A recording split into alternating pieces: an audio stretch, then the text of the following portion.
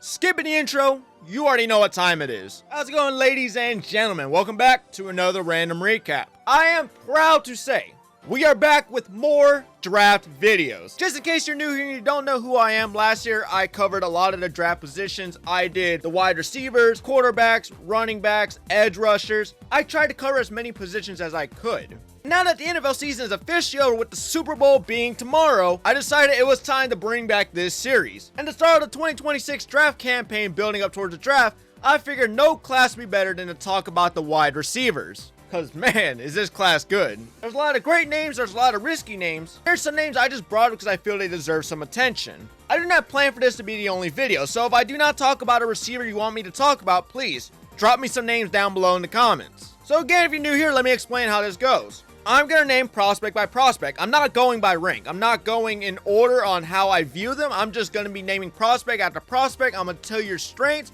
weaknesses, and I'm just going to give my overall thoughts. Quick disclaimer before we do get into the video. I am not a professional, by all means. This is all strictly my opinion and all the research I dumped into these players. I put a lot of time into this, so I would appreciate it if you gave it your listen. And if you believe I was wrong on a receiver, please let me know down below in the comments. All I do ask is if you are new here, please subscribe. It does help the channel and does get my name out there more. So with all that being said, let's get into the 2026 wide receiver draft class. Alright, to kick off the receiving class, we have no one other than Carnell Tate. Basically, the wide receiver one in this draft. You know, for most boards and people out there. Some might say Lemon, some might say Tyson as their first taken, but it's like drinks. I might like Dr. Pepper over Coke. It doesn't make the other one any worse. It's just what I prefer. I might be a Tate type of guy and you might be Tyson, but either way, you cannot go wrong with any of the top choices here in this draft. So, Carnell Tate. Another piece of art out of the Buckeyes receiving factory, since they basically shit these guys out like it's money being printed. 3 years ago, it was JSN. Then it was Harrison. Then it's Ibuka. And now you have Tate, who looks to be another first rounder for the university, with rumors of being taken as high as number 6. Good God, do not let this man fall to Cleveland. A receiver who's going to be an impact upon arrival in the NFL like he's been his whole college career. Since enrolling to the Buckeyes in 2023 as a 5-star recruit, starting right out of the gate with 18 receptions, 264 yards, and a touchdown as a true freshman. And then when another star would leave, he would continue to slide up and get more usage. This time having 52 receptions for 733 yards with 4 touchdowns, and a career high against Texas in the playoffs with 87.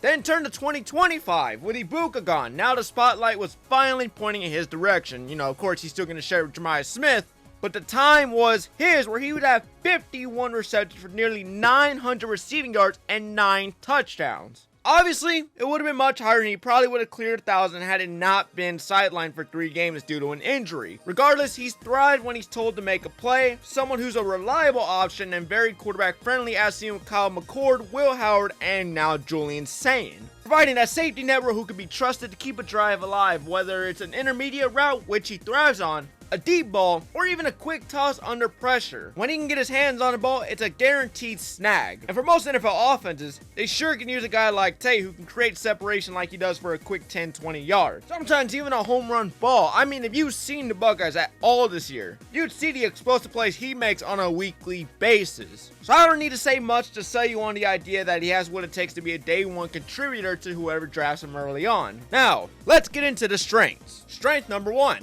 route running. Absolutely one of his most solid assets to offer toward the team. As he showed with the Buckeyes, he's got pure route running skills that helps him win these matchups. He's smooth out of his breaks, sells routes vertically to freeze defenders, and explodes out of cuts to create easy separation. He plays with great tempo and awareness, showing a natural feel for how to manipulate zone coverage and stay open. Number 2, paired with his elite route running, Tate's body controls and ball skills are next level. Cause here's the thing, he ain't no small ass receiver. Dude's a good 6'3", and you bet your ass he uses this to his advantage when it comes to dominating in the air. He can extend fully at the catch point, attacking passes that most receivers can't even reach, turning largely contested throws into catches. Add that to his ability to adjust to any throw effortlessly, he can contort midair and he can maintain focus through the catch point. So to put it simply, he's a high IQ polished playmaker who creates separation, wins contested balls, and finds soft spot when plays break down. And of course, on the topic of high IQ, we get to strength number 3,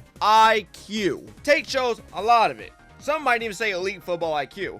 with the ability to read defenses like a veteran. He's always aware of spacing and knows exactly where to attack, consistently finding the soft spots in both zone and man coverage. So pairing that with his versatility to line up at any spot on the field, it makes him an absolute nightmare to cover. Another strength I noticed, it might be a small one, but I know there's someone out there who at least cares for this one: blocking. The guy's a 6'3" because he stands there and looks pretty. He's tough as shit. I mean, he will throw himself in front of a defender if it means helping out the team. He's not somebody who's afraid to do it, and I know a lot of teams can appreciate a good perimeter blocker. Now, for the weaknesses I could find. Long speed limitations. Tate's long speed is solid, but it is nothing game breaking, of course. He can move the chains and he can work the field, but he won't consistently outrun defenses, especially with elite corners, or turn a short catch into a home run unless it's a wide open field. His strengths lie in technique, size, and his savvy movements, not pure straight line speed. Not a complete turnoff or something that says, oh, don't get him, but a good area for future improvement. Number 2, improving on his strength. The next step for Tate isn't really much of a concern for what he offers now, but it would help him better, is adding more functional strength. Right now, physical corners can hang on to him just a little too long in routes, but once he starts playing through contact with more force, defenders will not have a choice but to let go, or they'll start drawing flags, which in this league, that's a damn plus if anything. Yes, that jump in strength unlocks cleaner releases and even more separation. Again, not a turnoff, just an area for improvement. Number 3, yards after catch. With the ball in his hands, Tate glides more than he does move around. He's at his best when he can get downhill and attack open space, using his smooth movement and field awareness to pick up extra yardage, but he's not built exactly to constantly win in tight traffic. But given the room to operate, and this man is gone.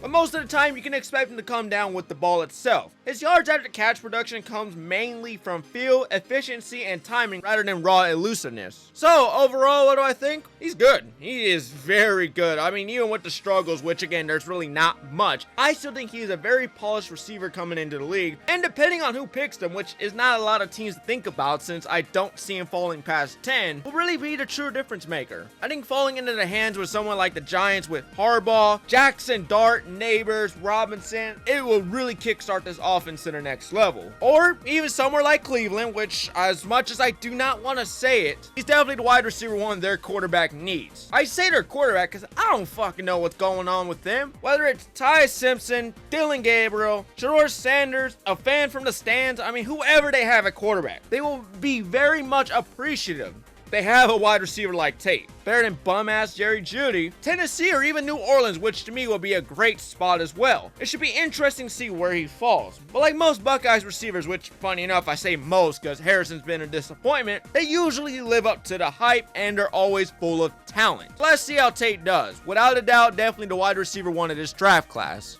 Next up, Jordyn Tyson. One word, him.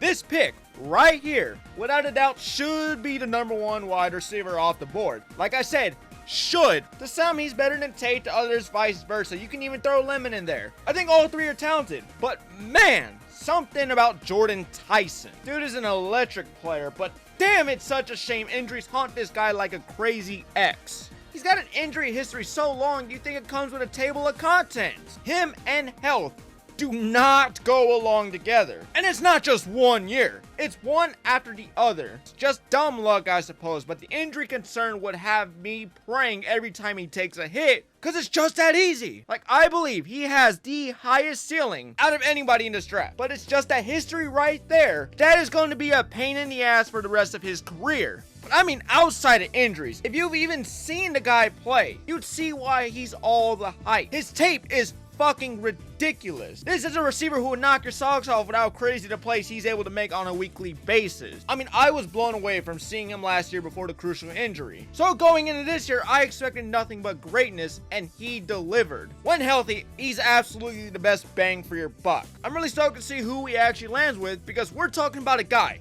at best can be your team's next superstar, with at worst being a very good second option. This is a guy who has a ceiling of someone like, I don't know, Justin Jefferson. It's just the injuries that are going to fuck him over. Either way, I am very high on him as a prospect. I mean, he is an unreal talent any offense could use, and I'd like to say he goes first off the boards for the position, but that injury history right there is what's stopping it from being a reality. I don't know, some team might not be scared off by it and might say, you know what, fuck it, we're gonna take the risk. Anyways, here's the strengths and weaknesses. Number 1, route running. When it comes to route running, this dude is as legit as they come. He's someone that knows exactly how to attack leverage perfectly. He truly wastes no time getting on corners' toes, forcing them to flip their hips early, and once he hits at the top of his route, his footwork and lateral quickness do the rest. He's deadly against off coverage, breaking defenders down and snapping routes open with ease. Paired with his quickness, it lets him carve out separation like few can. He's the guy offenses will turn to when they need a chain mover or a big moment catch, because you can trust him to find that open space on the top of his routes. Number 2, versatility. Think of like a chess piece. You can put him anywhere on the board and it just works. That's Jordyn Tyson. Align him anywhere on the field. He is still going to cook up. Outside, inside, boundary, slot, it doesn't matter. As long as he is on that field. He is a problem, and for offensive coordinators, I mean, you just gotta love to see this. It's like striking gold. It gives them that complete freedom to move around wherever the hell you want. It allows you to dictate matchups and tilt the numbers in their favor snap after snap. This right here is how you get offenses rolling with a guy like this. Number 3, ball tracking ability. Tyson has elite natural tracking on deep balls, effortlessly adjusting his stride to stay in perfect position. He reads the ball midair, times his step, and is able to position his body to make over-the-shoulder catches look routine, all while maintaining full speed.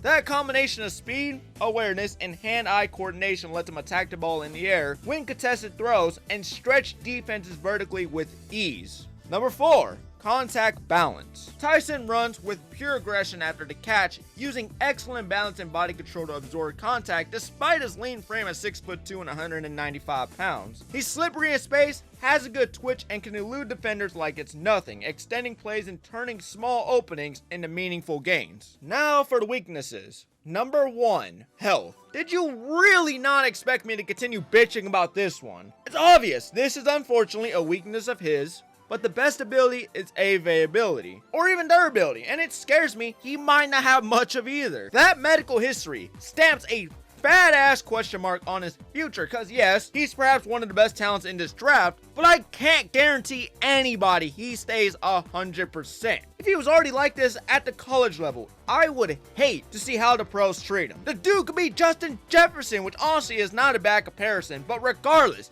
he could be that level of talent. If you told me his history, like a knee in 2022, collarbone 24, and a hamstring for 25, I'd question it if someone like Tate or Lemon is still on the table. Like, it's not something to brush over and coat it with a new fresh thing of paint. It's something that should be taken with consideration, like a fragile sticker on a box. He's the whole goddamn package, but that sticker is there for a reason, and it's telling you, hey, this guy is fragile. Not saying don't take him, but do take it with a bit of consideration. Number 2, facing press coverage. Not as bad as it sounds, but still needs to sharpen his game against physical press coverage. At times, aggressive corners can throw off his timing and footwork at the line, forcing him to fight for clean releases. Number 3, functional strength. So like I said for Carnell, it's kind of like the same thing, but for Tyson, it definitely feels like something he should add on to before taking a snap in the pros, just knowing his history already. Like, he's got the ideal size for a receiver, but he doesn't consistently leverage it, so with some added strength and smarter use of his frame, he could become much tougher to handle at the line and in contested situations. Overall, to sum it up perfectly, he is the best kind of risk with an extremely high reward. Not a risk because he's a bust candidate or a raw developmental piece that has no business being this high. No. He is a risk because availability has always been his biggest enemy, which in my eyes, or at least what's the most common sense to most people who look into prospects, or for fans whose team selects this guy. You obviously want a guy who's going to play in every single game, every single down. You want a guy who's going to be here. Availability is the best ability, and he has yet to finish a full college season healthy. And that's the reality. It sucks, but you just had to accept it when drafting him, especially at a higher pick. I'm not telling you, oh, don't do it, but take it with a grain of salt. If you can understand what comes with selecting him, then I say why the hell not? This right here's a damn superstar if I've ever seen one. Sure, the injuries are a turnoff, but the talent on tape speaks volumes about what you're getting if you take him in the first round. The best case scenario, you land one of the next best receivers in the NFL. A legitimate X factor for your offense. A player who can elevate you into a contender. A guy who has comparisons like JSN and Justin Jefferson. The worst case scenario, well, if injuries continue to derail him, you could still walk away with a really damn good wide receiver too. And I know I sound like a broken record mentioning the injuries, And you're probably thinking, yeah, we get it, shut the fuck up. But that's exactly why he will not be the first receiver off the board in the nicest way possible. At least not going over Tate, or maybe even Lemon despite the talent. It's just the medical history, it's his kryptonite. The anvil tied to his feet while he's trying to climb to the top. It's going to follow him whether you like it or not. I hope he stays healthy, but I also wouldn't bet blindly on him to say that he's going to be healthy the rest of his career. All that said, elite talent, versatile skill set, and a receiver who can do just about everything, make just about every catch. If the injuries ever give this guy a break, the league better be ready. And depending on where he lands and who's throwing him the ball, the league is fucked. We know he's got the talent, I just gotta know, can he stay healthy? That is all my concern with him. Besides that, the dude is going to be an absolute stud. Now we get to the first true slot receiver of this class, Mai Lemon, and potentially the third wideout off the board, depending on how you have it ranked. Some will argue he's the wide receiver 1, others will say wide receiver 2, a few will even push him ahead of Tyson but completely behind Tate. Either way, however you stack it, it doesn't matter. Wide receiver 2, wide receiver 3, you can call him the wide receiver 5. He is a very talented prospect who's going to come on your team and ball out like a 1. He enters the draft as a top tier prospect with large first round talks after a stellar breakout season at USC, exploding on the field for 1,156 receiving yards on 79 catches with 11 touchdowns. A massive leap from the year prior when he finished with barely 760 yards and just 3 scores. He emerged as USC's unquestioned wide receiver 1 and delivered like he was a mail carrier. Every time the offense took the field, you could bet he was ready to make a play. While other receivers in this class might flash with size, raw athletic traits, Lemon separates with intelligence, advanced route running detail, and reliability. The kind of receiver quarterbacks trust on third down. The kind of receiver coaches trust to be exactly where he's supposed to be every snap. Like a St. Brown. You can find him anywhere down the field and he takes it from there once the ball is in his hands. So unless he's fully brought down to the ground or pushed out of bounds, expect him to make you look silly. Because this is one tough ass receiver if I've seen one. Somebody who will fight for any extra yardage he can get. The best part about selecting Lemon, his playstyle isn't something that needs to be built around. He's a player who can slide into your offense today and immediately make it much better than it was already. Now, let's get into the strengths and weaknesses that I could find. Well, I ain't gonna tell you much about this one when he can just show you with his tape. Yards after catch. Put the ball in his hands and watch him become a problem for opposing defenses. He's at his best in space, turning routine touches into extra yardage by staying upright through contact and slipping tackles. Anticipates where defenders are closing from and uses sharp sudden direction changes to avoid clean hits and extend plays downfield. Number 2, reliable. Well, reliable hands. I don't know. Let's just say a strong set of reliable hands. Lemon has a naturally strong set of hands and possesses the ability to win the ball away from his frame. If the pass is coming his direction, he's almost always going to bring it in with his vacuum-like hands. On top of that, he's a savvy, technically sound receiver who times his attack perfectly, waiting until the last possible second to secure the football and finish through contact. Even in traffic, Lemon consistently comes down with contested passes, and with only 3 drops on 175 targets. That alone right there should sell you on his catching skills itself. His reliability is elite, and for quarterbacks it's exactly what you want. Someone you can trust to make the catch no matter the situation. Number 3, toughness. Lemon excels in traffic, thriving in short and intermediate zones between the hashes. He consistently battles through contact, gaining every yard possible, and plays larger than his frame suggests. He also contributes as a run blocker, maintaining leverage and finishing at the point of attack without yielding to defenders. Number 4, route running. Lemon comes off as a smart, technically sound route runner who controls defenders with every step. He pushes leverage, sets up defenders with decisive footwork, and finishes routes with sharp cuts that consistently create separation, hence the always open label. Now for the weaknesses. Number 1, lack of acceleration. Lemon's first step is solid. It's solid, but it's not elite. He tends to build up the top speed rather than explode instantly, which can allow corners who mirror his release to stay in phase early on routes. Number 2, size. I hate overstating this one because size often gets blown out of proportion. Yes, Lemon measures 5'11 with a smaller catch radius, but that doesn't mean he can't succeed. Just look at JSN, Amon-Ra, or even Jordan Addison. He plays larger than his frame suggests, and that tells me that he's going to be absolutely fine, and he consistently wins on contested throws. Now, that being said, a smaller catch radius does create challenges at the next level. See, with him being on the smaller side, quarterbacks have less room to make mistakes when it comes to him needing to place the ball more precisely, especially against bigger physical cornerbacks. So this right here unfortunately can limit opportunities in contested situations that receivers twice his size naturally see. Far from a deal breaker, as he's shown he can overcome it, it's just one of those things that's going to take some time to get used to, which I'm sure lots of offensive schemes can work around. Number 3, press man coverage. Physical, handy corners have the potential to startle Lemon early. He must rely on his improved technique and route changes to overcome press coverage at the line, which could stall his release, interfere with his stem, and delay his availability to the quarterback. So, overall, what do I think? I'm taking him without a thought of consideration. From the film to the highlights, he's just an absolute playmaker who could fit in just about any offense that takes him. Some for even the greater good, like, could you imagine this guy on the Niners, or even next to Puka in LA?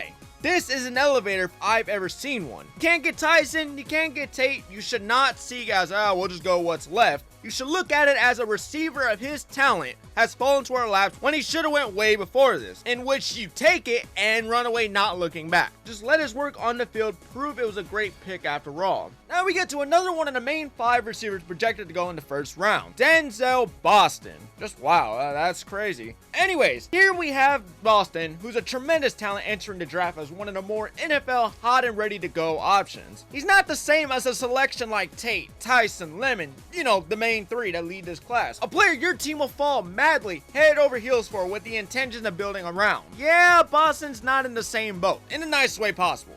Think of it as like this. He isn't the receiver you see as a necessity, but can also be viewed as an option your offense can easily benefit from. Not a must-have selection, but a very useful one you'll be glad you have in those tough moments. When I compare him to them, I say there's that gap in between. Not exactly on their level, but he's still pretty damn good himself. Like a Michael Pittman Jr. if I really had to give him a comparison. I say expect him somewhere near the end of the first round with, at minimum, start of the second. Any later than that is fucking crazy. Matter of fact, if he's not even beyond the 5th receiver taken off the board, shit went wrong. If he's not the 4th, he's gotta be the 5th. That's a guarantee.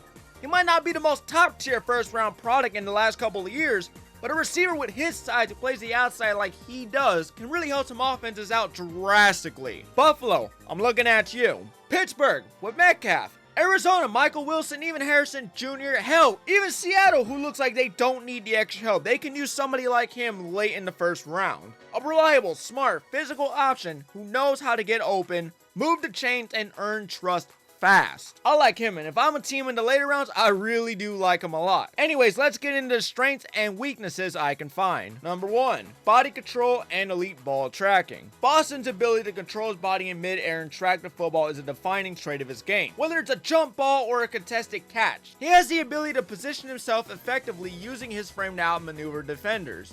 His balance and flexibility allow him to adjust quickly, ensuring he stays in control as the ball approaches his hands. On deep routes, Boston's focus never goes away as he tracks the ball precisely, adjusting his steps and positioning as needed. This skill right here makes him a constant threat in tight coverage situations, as he can consistently make catches even when the defender is right on top. Number 2, route running. For a receiver his size, Boston moves with surprising smoothness. He snaps in, out of breaks using sharp footwork and controlled hip sync, staying efficient through each stem without wasted motion. His double moves are well timed and purposeful, forcing corners to commit early and creating space at the top of his routes.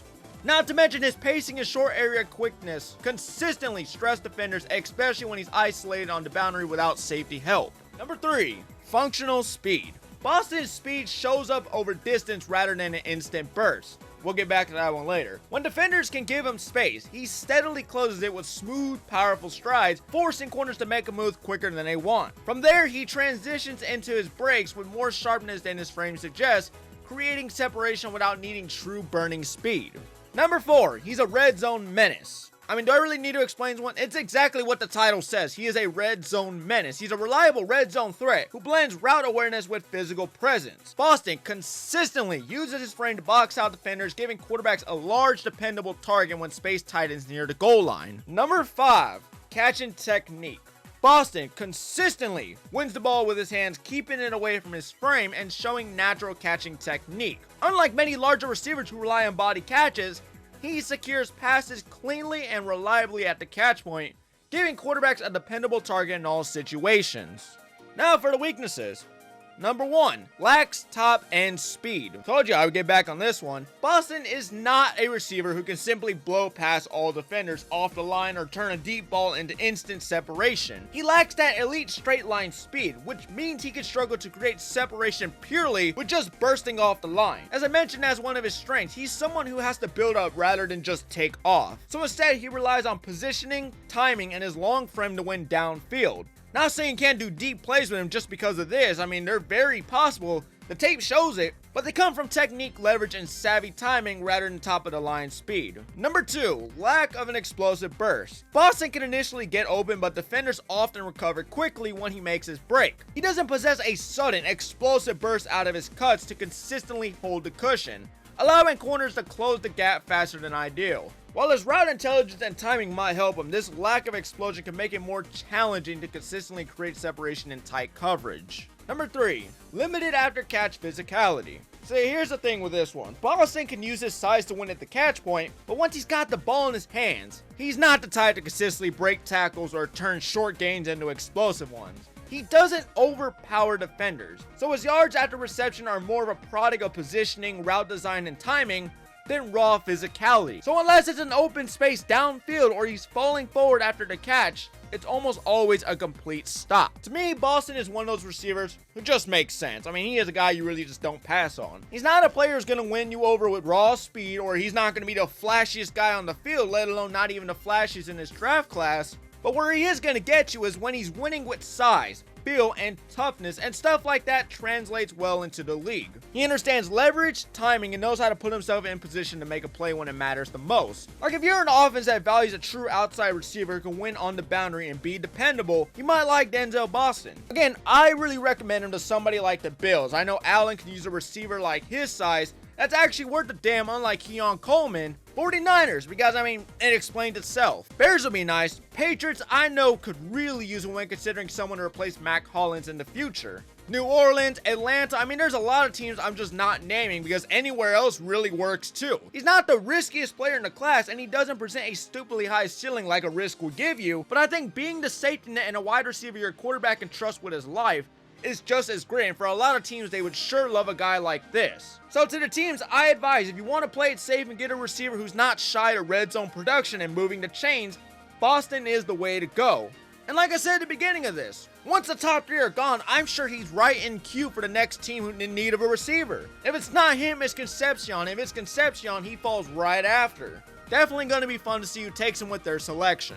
Next up, we have KC Concepcion. I really do not know if I'm pronouncing that right, but goddamn, when I say I know a future 49er, when I see one, I mean it. Concepcion looks the role. Buffalo, I mean, hey, you might be at the bottom of the draft, but a player like this awaits you. Denver, New England, you're also at the bottom. Matter of fact, anybody who needs a guy who could turn a single play into a game-changing one. One of the rising topics when it comes to this receiving class, only getting more attention as we build up towards the draft. And it's for good purpose. He's a weapon you don't know much about until it's too late. People who don't know him are gonna ask why he's a first rounder, but then later on ask why he didn't go higher. I'm telling you, some team in need of a new receiver that isn't in the top part of the draft will be glad this bottle of lightning fell into their laps. He's not just fast, he's sudden, he's quick, explosive, and violent in space. Bubble screens, jet motion, quick hitters, handoffs. It doesn't matter how he gets the ball, it's what happens after that makes it better. The moment he touches the thing, it's like, damn, I wonder how far I can run this. And what truly separates Concepcion is how polished he already is. He's not just a gadget guy living off manufactured touches like some want to say.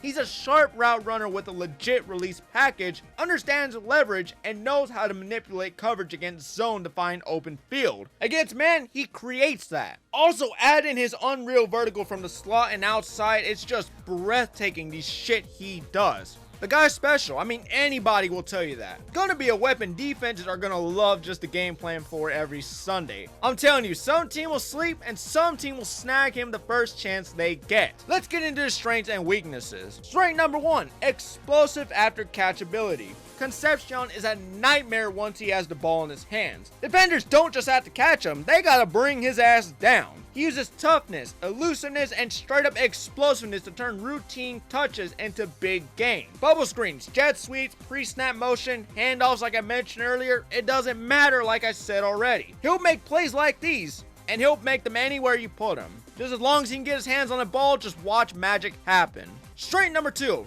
route running. The guy's not just fast, he is sneaky. He attacks man and zone with quick lateral footwork and a release package that makes defenders bite early. In zone, he reads leverage like a chess player, finding soft speeds and manipulating defenders before they even realize it. His routes aren't just runs, they're mini masterpieces designed to make corners look stupid.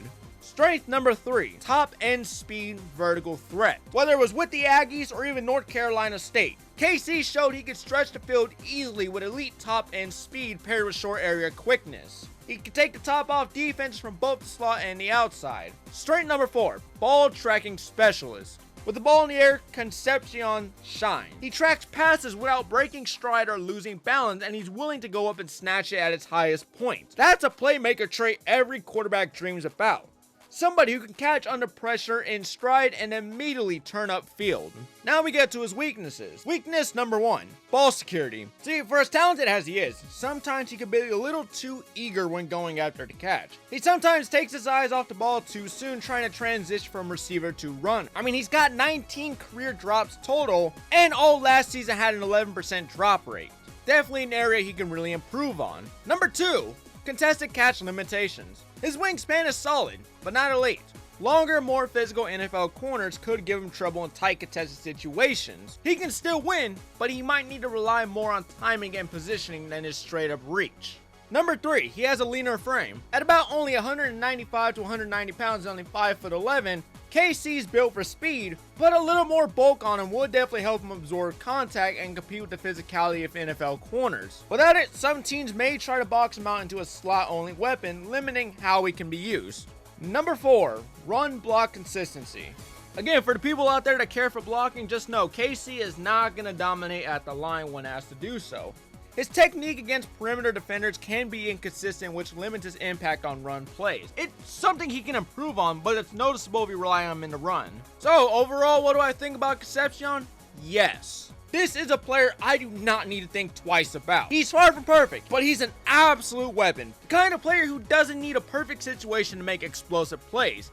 Just launch him into a creative offense and let his work do the rest. Motion, space, mismatches are his favorite type of feast. He might not be a guaranteed lock like Tyson, Tate, or Lemon, but it shouldn't make people believe that anyone outside of the top 3 ain't worth the first, especially with a ceiling like his, which even then his floor has a lot to offer as a day 1 already. Hell, bottom of the list teams are gonna be glad other teams at the top overlooked him. Now, I might be wrong 1 year from now because obviously no shit, I can't tell the future, so it might seem like but I just have a really good feeling about Concepcion.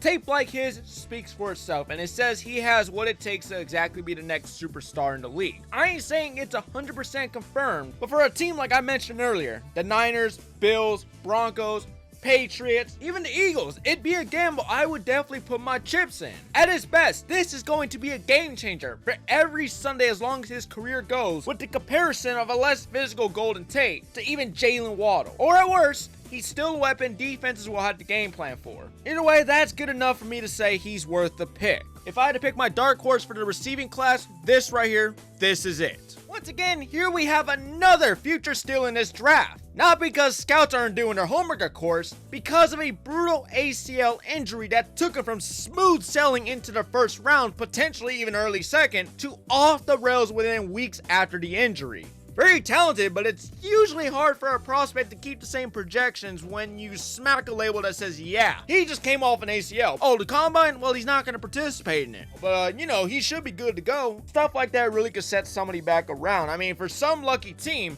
that's already put together in need of a new receiver, they might luck themselves into a situation like this, because by all means, this is a first-round talent. Tape shows you, scouts will tell you, the guy is a bruiserweight of a receiver who's faster than he looks when the ball touches his hands. Bell broke out in 2024, putting up over 700 yards on just 23 catches and averaging more than 17 yards a pop. Then in 2025, before his injury, he had 900 yards and 6 touchdowns on 72 receptions. The best part? He's not a straight line type of guy. Trying with anything, he's bringing it in. Vertical shot, deep overs, crosses over the middle, anywhere, and I mean anywhere, just any way possible, get the ball in his hands and he becomes a threat. Bell offers a play style that fits just about any NFL offense, especially ones that love explosive plays.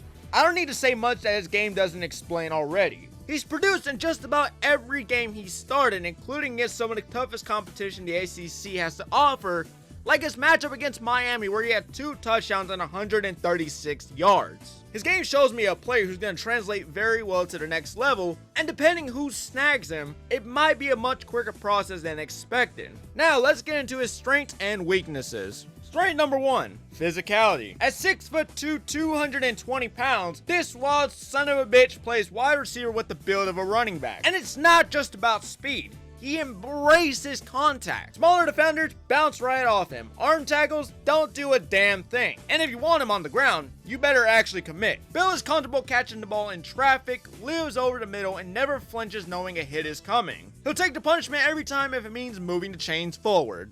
Number 2, yards after catch. You know the guy's an absolute menace when it comes to yards after catch. Like, give him just a tiny bit of open space, and he's gone. He is out of there. Like, you'd probably be able to blink faster than he runs, because when I say as soon as that ball hits his hands, he kicks it from 0 to 100 real quick. I know it's a concern to some people that say he doesn't look fast, but in my eyes, at least from what I've seen, he just comes off as very quick. Like the thing I said earlier about him being built like a running back, it's not just display only. He's got that type of speed if you let him take off. So combine that with his dense frame, and now you got a guy who's fast, violent, and damn near impossible to bring down one-on-one. With Bell, a small 5-yard throw can really go a long way if the defense isn't careful. Strength number 3, reliability. If you need somebody you can always find when things get tight, it's Chris Bell. Third down, second and long, defense is sitting in zone, and somehow, he's just right there. He practically lives in the middle of the field. He understands spacing, and he knows exactly where to sit to give his quarterback an easy window. Call it a security blanket. Linebackers, safeties, nickels, it doesn't matter. He's comfortable working through traffic, catches it clean, absorbs the hit, and keeps the ball moving. He's not flashier and he doesn't need to be. He's just very dependable up the middle or near the sidelines ready to get the first down. As soon as that ball touches his hands, he knows the mission. Those are the guys offenses appreciate the most. Number 4, contested catch ability. If the ball is up for grabs, do not expect Bell to back down. If anything, expect him to go up and take it. He uses his frame to shield defenders and has no issue absorbing contact at the catch point as long as it ends with the ball in his hands. Whether it's a back shoulder throw or a pass that's slightly off target, Bell adjusts, attacks it, and finishes the play through contact. Number 5. From watching this film and highlights, you can see the versatility he brings to any offense. You can line him up on the outside, inside, in the slot, you can put him anywhere, and he'll still make defensive players' life miserable. Especially against a smaller corner. My God, that is one hell of a mismatch. So for the NFL teams thinking about him, just know he gives your offense options, creates easy looks, and keeps defenders guessing on every snap.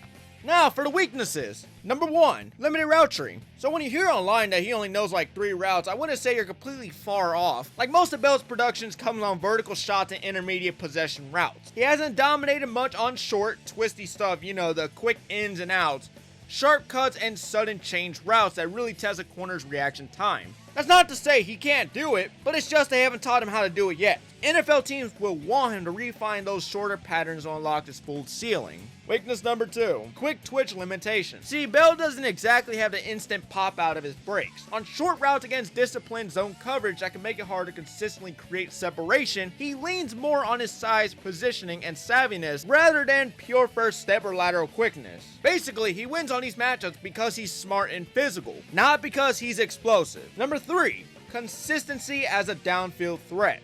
Something I noticed with his game is that his production downfield isn't exactly always consistent. It's not always steady either. Like some games he dominates, others not so much. And of course that raises questions about whether he can be a go-deep threat at the NFL level. He's got the talent, no doubt, but teams will want to see more consistent performance when stretching the field. Number 4, limited burst in his release. At the line, Bell can be a little stiff laterally in his release. This makes it harder for him to shake press coverage quickly, especially against physical NFL corners. He's smart, he's strong, but getting off the line clean and fast isn't always his default option. So overall, what do I think? After everything is said and done, Chris Bell will be one of the names that people circle back to like, damn, how did we not see this? He was hampered by the timing, not because teams missed his evaluation. The ACL injury changed the narrative, not the talent. Like, this is a first round caliber receiver whose draft slot is going to say a lot more about his injury than ability. He's going to fall somewhere where he shouldn't, to put it simply. You're not drafting a project. You're drafting a player who's already shown he can produce, shown he can win against top competition, and has shown his playstyle could translate easily to the league. If you're a team that can afford to wait, that already had a solid foundation and just needs another real outside weapon, or even just a wide receiver 2 to accommodate your other, this is where you swing. Fuck what the injury has to say, because once he is healthy, I'm telling you, you're going to be very glad you took it. Not a lot of receivers give you size, speed, physicality, and versatility all at once. He does. So again, if a team does their scouting right, they will look past the ACL and sprint their asses to the podium to announce this pick. My take, I got him heading to New Orleans. I'll get into it how I believe this is going to happen later when I do my mock draft, but I just really like the thought of him heading to the Saints. I mean, tell me it does not make sense. Tyler Shuck, Louisville, they need receiving help. It's basic math. It's 2 plus 2. Reunite Shuck with his number 1 and go on a run. That's just my thoughts. I think he'd be able to fit in most situations. Possibly not as a potential wide receiver 1, but a really solid wide receiver 2. Either way, do not be shocked if a team does take him early on, regardless what injuries have to say. Coming in from my Crimson Tide, give me my boy Jeremy Bernard. Roll Tide. Hopefully, one of the NFL's next finest. Just, you know, as long as they don't do stupid shit off the field. I'm looking at you, Bond. Anyways, Jeremy Bernard, or should I say Jeremy, my back hurts from carrying this sorry-ass offense, Bernard. Cause being as real as I can, this offense was a struggle to watch. It really was, especially play calling, but for going into this year expecting a Ryan Williams pop-off season, it disappointed. But where Williams fell short, Bernard picked up and led the team in receiving, having a consistent season like the year before, with an extra 100 yards of receiving and 5 more touchdowns. He meant a lot to this offense and it's truly a shame to lose him. I wish him nothing but the best at the next level, which, let's talk about it. Without being biased, you know, of course, because obviously I'd want him to succeed, but my job with this channel is to tell you how it is. And with Bernard, the thing that gets me is he's great. He really is good, but nothing elite or that pops out on paper that says, whoa, he's a must-need. He's not the largest, not the fastest, and has a ceiling the shape of a question mark. I can't say he'll be the receiver who takes over games like he was doing my Tide, but I can't say it's impossible either. If I had to put it nicely, he's a poor man's Deebo Samuel at best. Like, he's not walking into the league and changing your franchise overnight, let alone probably his rookie year, but put him in the right system and with the right role where he can develop properly, and you might look at your offense one day and say, damn, this dude was an absolute steal. That, or you'll be looking back 3 years from now and say, well, that was certainly one of the most second-round picks of all time. That's why, Bernard, I call it a gamble. You either get a high-floor rotational backup who can come in and make a big play, or you get a solid wide receiver 2 at best. Either way, I know he'll be solid wherever he ends up, whether that's in the second round, third round, potentially even the fourth if he actually falls that far. All I know is he's a great prospect who's going to fight for his role. Anyways, here's his strengths and weaknesses. Strength number 1. Yards after catch. So Bernard, think of like a Jim Rat if it were a wide receiver, cause this dude's coming in with a lot of strength to his game, being at around 200 pounds of pure muscle, and it shows immediately once the ball is in his hands. Arm tackles? Maybe. It might not be enough sometimes to bring him down. He stays balanced through contact, forces defenders into bad angles, and makes you earn every single tackle. And once he gets a lane, that acceleration turns quick throws into chunk gains fast. Strength number 2, contested catch ability. Do not let the hype fool you. He might be 6'1", but Bernard plays bigger than life at times, especially in contested catch situations. His body control along the sideline is elite, and he consistently comes down with balls he has no business winning. Number 3, route versatility.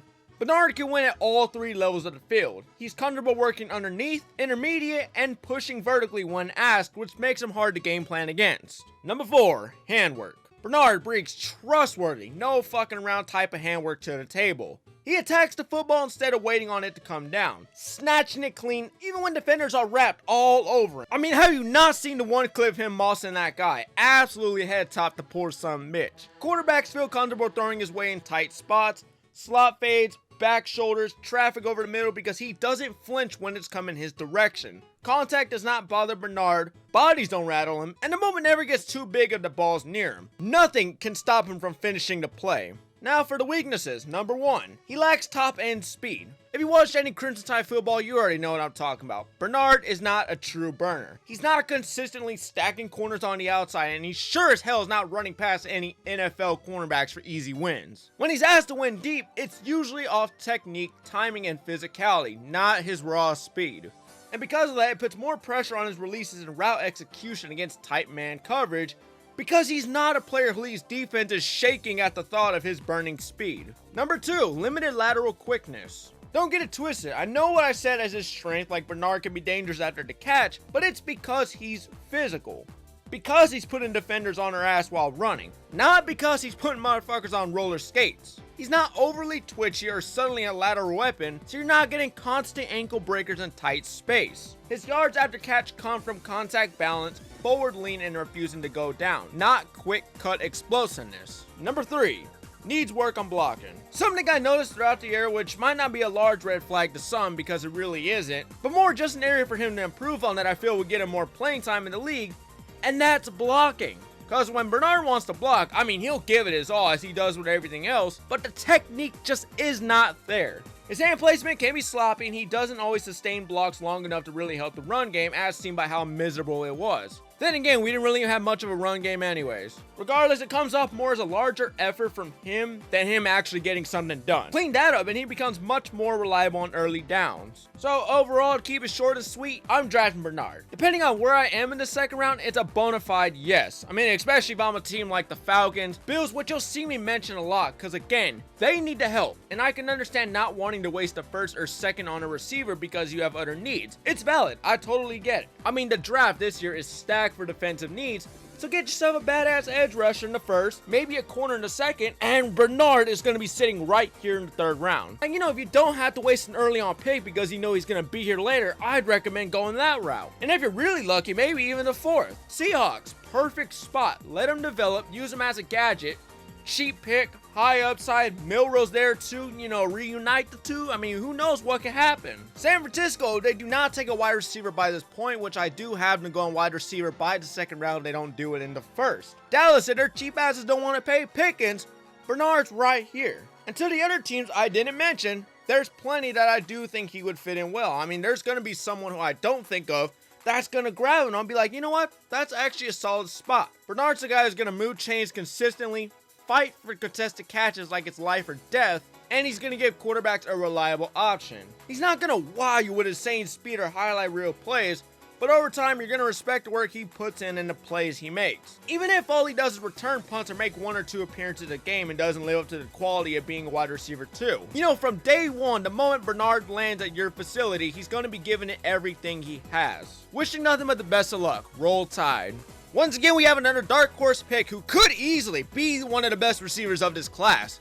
A guy who is going to make massive noise come to combine if his college season hasn't done it for you already. With a personal best of 1,017 receiving yards in his second season at Tennessee, taking a massive leap from barely 340 yards to nearly 3 times that number. Very impressive. Leading the SEC in receiving yards altogether and averaging the most for the SEC per game, with his largest performance being against Georgia, where he had 177 receiving yards and 3 touchdowns. I mean, definition of season the moment. The receiver room Tennessee had going into 2025 gave him the opportunity he needed.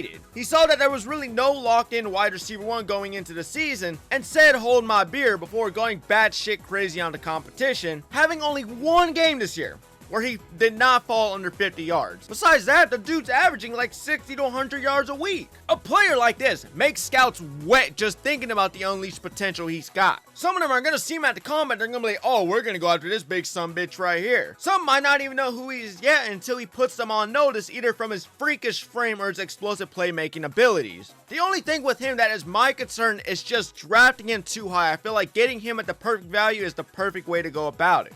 I say for what he offers, he's worthy the investment. He's got his concerns, but these things can be worked upon. I don't think he's a first rounder, just because he's not a fully finished product who's ready to go contribute as a day one starter and comes off more as a large project that still needs development. Now, would I be shocked if a team gets desperate enough and gambles on his size and abilities to be their next playmaking X factor? No, not at all. I mean, some teams will just see the size and they'll be like, all right, he can be the guy, and we're gonna put in the work and effort to try and make that happen. So I say second round feels about right, especially depending on who it is that lands him. I think pairing him with a strong arm quarterback like Drake May, Justin Herbert, Matthew Stafford, Josh Allen, or just with an offense that feeds off of the deep ball would be perfect for someone like his talent. But see, the kicker is putting him on the wrong team now changes a lot of things. I think where he gets drafted will be the difference maker between being someone in the league to being out of it or a backup player at best. Going to the wrong team will harm his career if they cannot develop him correctly and adjust to his limitations. So for the sake of his career, you want the better team. Somebody who's gonna know how to unleash the crazy ass potential he's capable of reaching.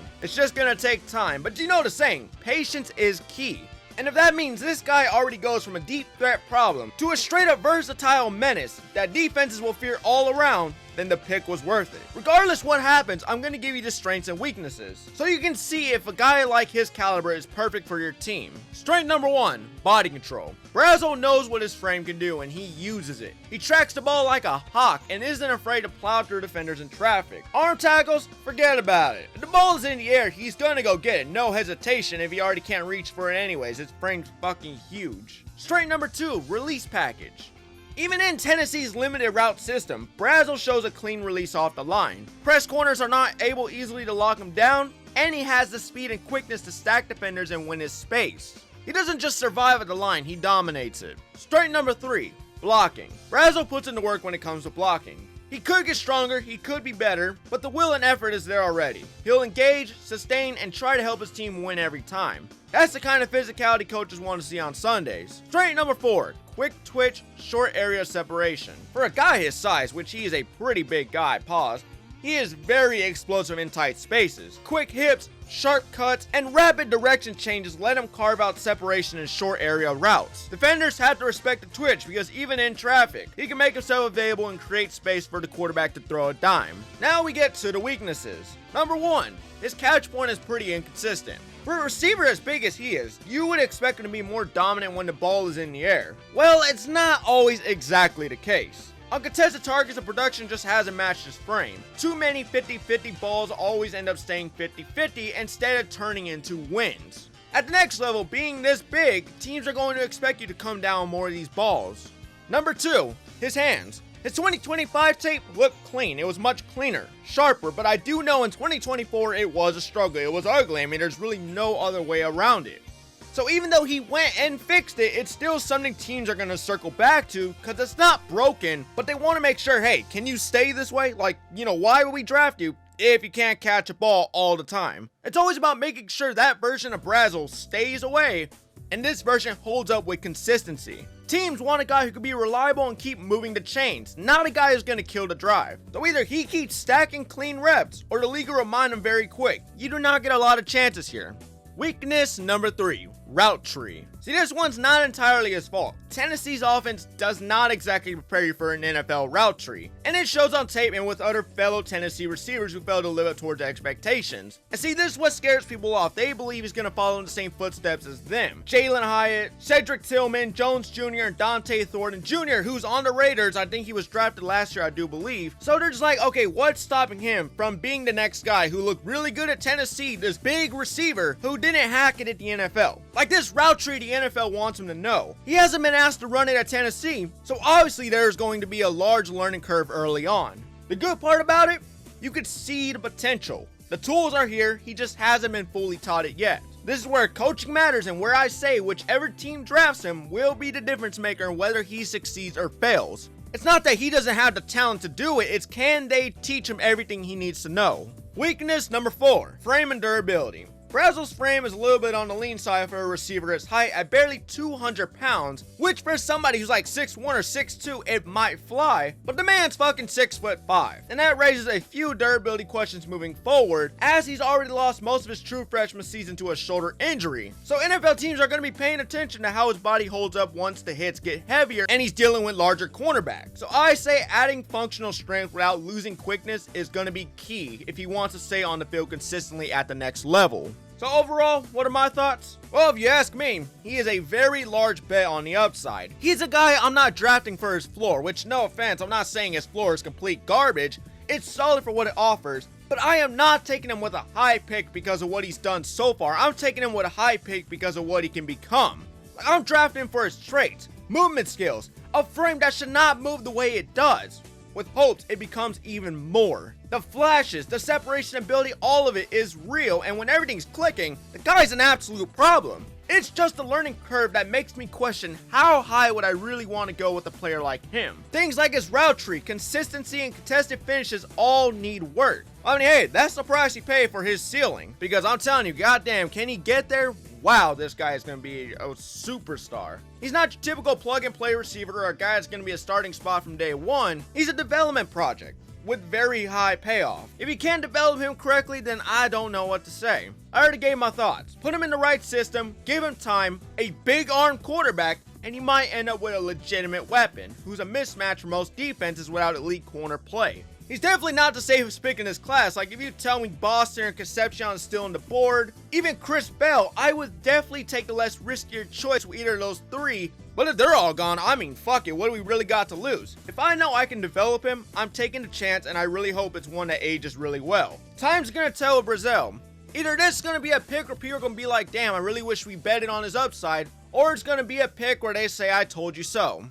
Alright, next up, we have Sarratt. Actually, wait. Let me rephrase that. National champion Sarratt. Has a nicer ring to it. And you can't have a wide receiver draft class video without including one of the more underrated options whose efforts contributed majorly toward the championship this season. 15 touchdowns.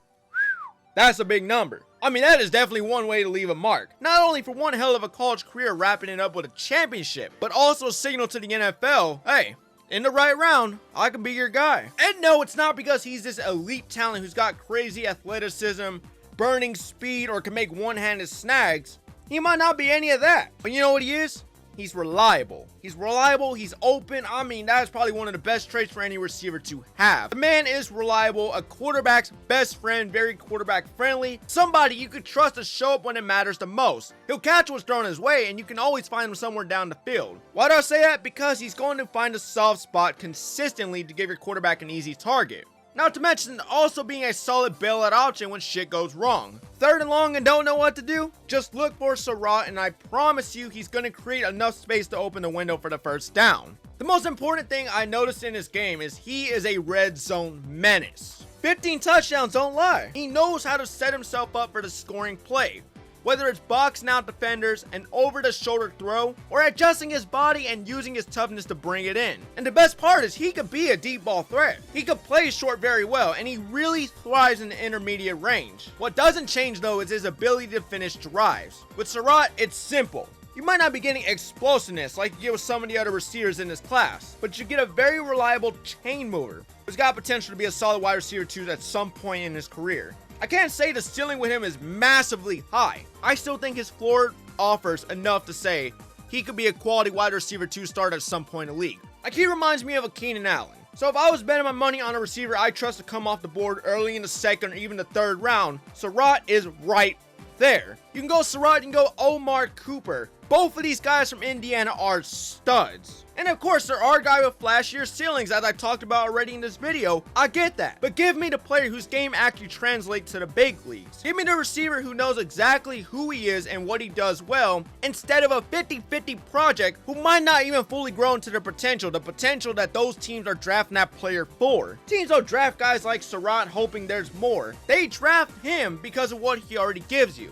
And speaking Speaking of what he gives you, let's get into the strengths and weaknesses I can find. Strength number 1, solid outside build. Sarratt looks like what you want lining up on the outside. Good size, solid strength, and a frame that can actually hold up against NFL corners. He's not going to be the receiver who gets bullied off the line or knocked off his routes easily. And that functional strength he has shows up big when defenders try to get physical. Number 2, strong hands. If I haven't said it already, which I sound like a broken record, Sarratt's hands are legit, and he becomes a problem at the catch point. This guy doesn't flinch through contact, he doesn't panic when defenders are on his ass. Just look at all the competition he's played. He remains cool, calm, collected, and he just jumps up and takes it like this is the game-winning ball. Tight coverage doesn't scare him, physical corners don't do it either, and when the ball's in the air, he completes it like it's his. If it's contested, he's finishing more often than not. Strength number 3, reliability. Again, Sarratt is money when it comes to moving the chains. He understands spacing, feels coverage, and always seems to be exactly where the quarterback needs him to be. And that's open! Third down, tight window, zone, sitting right there. He's gonna find a soft spot and make himself available. And it's not like he's freelancing or guessing at the top of his route. He's reading the defense in real time and keeping drives alive to find himself a spot for the quarterback to throw. Not only is he reliable, but he's got a very large IQ. Strength number 4, adaptation. Sound like I'm in a science class saying that. But yes, adaptation, I feel like that's not even the right word for it. I can't even say it's much of a strength, but it just stands out to me how well he could walk into a new system and produce. And he's done it at 3 different programs against 3 different levels of competition and has maintained the same style. So it tells me he learns fast, adjusts quick, and gets up to speed without needing a lot of time to figure things out. That kind of adaptability matters in the NFL, where the playbook is heavy and the leash is much shorter than usual. So already proving he can produce no matter the situation really works in his favor towards a scout's eye. Strength number 5, body control. Call it glaze, but man, his body control is a damn thing of beauty. He can adjust mid-air, twist his frame, and still maintain leverage on the defender while finishing the catch, as seen in plenty of games this season. That kind of control shows up when throws aren't perfect, and it's exactly what quarterbacks want to know their receiver is capable of. And now we get into the weaknesses. Top end speed. As I mentioned already, Sarratt is not going to be the receiver blowing past defenders vertically. His speed is fine, it's good enough, but it's not elite. So you're not going to see him turning a short throw into a home run easily. What it means is in these matchups, he's going to have to earn separation with technique, leverage, and timing, not just outrunning anyone down the sideline. Weakness number 2, struggles versus quick corners. When going one-on-one against the smaller, twitchier corners, it can definitely give him trouble in pure man coverage. Somebody who's faster, stronger can easily turn him around and get him jammed at the line. So for this, he's got to rely on his size, hands, and technique to fight through those matchups, and it's not always an easy one. Weakness number 3, lack of explosiveness. Sarratt doesn't exactly have that sudden pop or explosiveness out of his breaks like some of the other receivers offer in this class. Quick twitchy cuts, he's just not explosive in his first step compared to those guys. So defenders can stay a step closer than you'd like early in the route. Number 4, yards after catch limitations. I feel like this one isn't as much as a gripe because he is really good once the ball's in his hands. It's just he's not a dynamic yards after the catch creator. He can move after the catch, but he's more about fighting and physicality through contact than spinning and putting defenders on skates. With Sarratt, chunk plays are earned, not free, so it's definitely an area for improvement. So overall, what do I think? Sarratt is the kind of receiver you draft because you trust him, not because you expect him to be the next greatest thing. He knows what he is, he knows how he wins, and his game translates cleanly to the NFL. He's not a receiver who's built on projection or flash like some other guys here in the draft. He's built on reliability, feel, consistency, and just being a very quarterback-friendly receiver. Like if you want a guy who can step in, move the chains now, win in the red zone, and be where the quarterback wants him to, Sarratt might be a match for you. He might not have the loudest ceiling in his class that says future wide receiver 1 or just the future in general, but his floor screens future quality starter if everything goes right.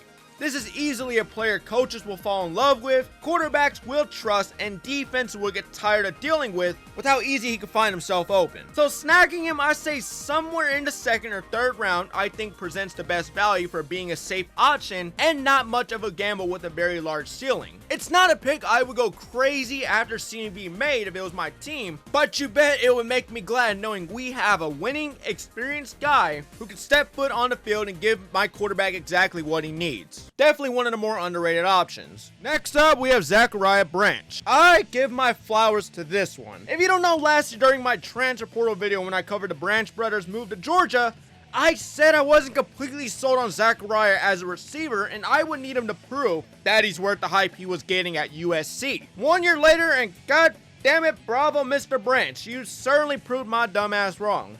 Not only did he top his second year at USC, but both of them combined don't even equal what he's done at Georgia this season. Very, very impressive. And while most projections might say he's a 4th, 5th rounder, which feels appropriate to me, I would not be shocked somebody come up in the 3rd and say, hey, we'll be taking him with us. A player like him is, I'm not gonna lie, somewhat worth the investment. Even if he doesn't live up to his potential, just having him around to be used as a gadget receiver would be just as great. Like, the guy's quick. He's quick, smooth, sudden, full of twitch, like electricity if it were a player. Someone who, if you are not careful, will snatch your ankles clean off and turn a 3-yard little catch into a big one within the blink of an eye. Fuck it, even if he jet sweeps. You could not let this guy out of your sight. As a Crimson Tide fan myself, I saw it a lot in the Georgia game when we played him this year. Like, just when I think he's about to go down, no, he's gonna gun it forward for an extra 5 yards. But aside from his top end speed, he's got crazy reliable hands as seen in plenty of games this season. So as someone who saw most of the Georgia games, there were passes I was just blown out of my mind he somewhat came down with. Whether it was a one-on-one, wide open, or in traffic, he's holding on to this damn thing through contact like his hands had super glue on it. I kid you not, I didn't expect the season he gave, but 1 year later and that transfer aged perfectly. And I think it'll be an interesting prospect for teams to look forward to in the later rounds. Anyways, let's get into his strengths and weaknesses. Strength number 1, very electric playmaker in space. So if I haven't mentioned already, Branch is a nightmare once he touches the ball. His agility, quickness, and elusiveness force defenders into bad angles and make one-on-one tackles nearly impossible. He thrives in the open field and loves to cause chaos. He's somebody who knows how to turn small openings into big gains. Number 2, speed and acceleration. Like most of the receivers here in this class have as their weakness, for him it's an absolute strength. The top end speed with Branch is real, and his burst can punish anybody trying to catch him. He could beat defenders downfield or make them miss in pursuit, turning routine plays into explosive yardage after the catch. Number 3, versatility. Branch can line up just about anywhere and be effective. In the backfield as a running back, which funny enough they do let him do it. In the slot, bunch sets, or even stacked formation. He's already taken handoffs and jet sweeps naturally, making him a true Swiss Army knife for creative offenses in the NFL. Number 4, quick transition and contact balance. Like, he would go immediately from being a receiver with the ball in his hands to just into a runner. And while doing so, he maintains balance through contact, uses his athleticism to stay upright, and consistently gains extra yardage after the initial tackle attempt. Number 5, football IQ. As most receivers seem to have in this draft as a strength, IQ is just another one for Branch. Whether it's reading coverage, adjusting routes on the fly, or making defenders miss at their catch, he shows a high football IQ with vision that complements his natural playmaking ability. He doesn't just run, he thinks the game out, which makes him a threat in multiple parts of the offense. And now we get into the weaknesses. Weakness number 1, limited catch radius. Branch is not going to be winning a whole lot of contested balls on the outside. His wingspan and catch radius are on the smaller side, which can create tough throws for quarterbacks in tight coverage. Number 2, size limitations. See, to pair with his smaller catch radius, he's also an undersized receiver for the boundary, standing at 5'10" and only 180 pounds. So without the right system or play caller, teams might be tempted to play him as a slot-only weapon, which could cap his upside and development. Number 3, route tree and press coverage. Branch is an explosive player, but he still needs to refine his route concepts and counters at the line. Physical, longer NFL corners will try to test him early, and developing these skills is key if he wants to earn a larger role outside on the line. So, overall, what are my thoughts on Branch? If I was a scout, I would say Branch would definitely be on my radar if I was in need of a wide receiver 3, and I wanted to address other needs in the first couple of rounds. If I knew I was going that route and that he would be a name who's going to be there something like day 3, I'm going for it. I'm absolutely going for it. For as talented as he is, I have to emphasize he is a day 3 project. I think taking him too early or above some other names might come back to bite you in the ass. After day 2 though, anywhere in the 4th, 5th feels just about right. Branch is truly somebody who needs to land at the right offense to work out. I ain't saying he's a boom or bust candidate, but this is a guy who will benefit off a very creative offense and will benefit strongly where he goes. To the wrong team, I can't say I see him doing much besides maybe just being a punt return specialist, which isn't bad, but to get the most out of him and potentially turn him into a starting player in the NFL, and not the wide receiver 4 on your depth chart, it's got to be the perfect situation, and an offensive scheme that knows how to use a player like him like Georgia did. He's got the tools, but he still needs to work, so the question is, who's going to commit the branch? Regardless, he's an investment I wouldn't mind for the right pick. And that will do it, ladies and gentlemen. Thank you so much for watching another random recap, and once again, welcome back if you are only here for the draft videos. I'm really glad to be doing them again. It was definitely one of my funner points of last year. I really loved building up to the draft and just talking about position by position, and it seems like a lot of people like the videos, so I really hope you did enjoy this one. Again, if I got a receiver wrong or I didn't mention somebody you wanted me to talk about, please drop it all down below in the comments. And with all that being said, I will see you all in the next Random Recap.